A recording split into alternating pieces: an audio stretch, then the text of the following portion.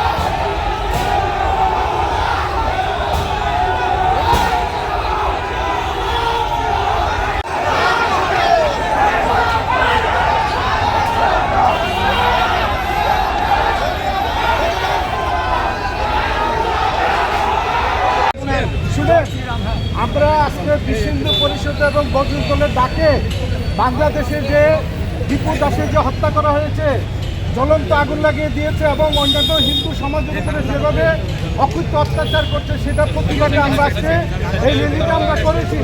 সেখানে সমস্ত সনাতনী হিন্দু সমাজকে আমরা আগ্রহ করেছি যাতে আমাদের সাথে ক্রমাগত বাংলাদেশে হিন্দুদেরকে হত্যা করা হচ্ছে। সমস্ত সোশ্যাল মিডিয়া, সমস্ত মিডিয়ার বন্ধুরা দেখাচ্ছে, জাতীয় আন্তর্জাতিক সব মিডিয়াতে আছে। কিন্তু আপনারা দেখেছেন শুধু আজকের ঘটনা কেন বলবো, 2021 সালের ঘটনা ঘটেছে, 2022-এও ঘটেছে, ক্রমাগত 2025, এই 25-এর মধ্যেও বাংলাদেশে হিন্দু সুরক্ষিত নয়। বাংলাদেশে হিন্দুদেরকে চট্টগ্রাম থেকে শুরু করে টেকনাফ পর্যন্ত হিন্দু হত্যা হচ্ছে ক্রমাগত।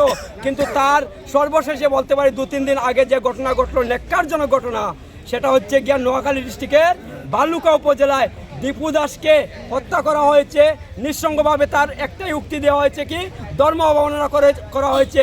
ধর্ম অবমাননার নামে কোনো এভিডেন্স নেই, কোনো প্রমাণ নেই, কিন্তু বাংলাদেশে হিন্দুদেরকে হত্যা করতে হবে তার একটা অজুহাত। তারই বিরুদ্ধে আজকে বিশ্ব হিন্দু পরিষদ বজরং দল এই বিক্ষোভ র্যালি করছে।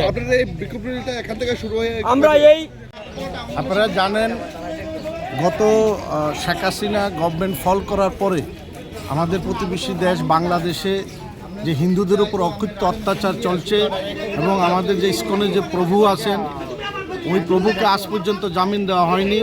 তারপরেও দিনকে দিন হিন্দুদের উপরে যে অকৃত্য অত্যাচার চলছে এবং গত 3 দিন আগে দীপুদাস করে একজন সনাতনী হিন্দু, তাকে যেভাবে নৃশংসভাবে হত্যা করা হয়েছে এবং গতকালকে চিটাগাংয়ে রাউজানিতে 2টা হিন্দু ফ্যামিলিকে আগুন লাগিয়ে দিয়েছে ঘরের ভিতরে।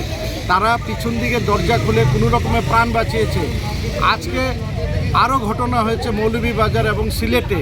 এই যে হিন্দুদের উপরে যে অত্যাচার চলছে, এই অত্যাচারের প্রতিবাদে আমরা ভারতের যত সনাতনী ভাইয়েরা আছি আমরা সবাই এই প্রতিবাদ জানাচ্ছি যেন হিন্দুদের উপর অত্যাচার না হয়, এবং আমরা পাশাপাশি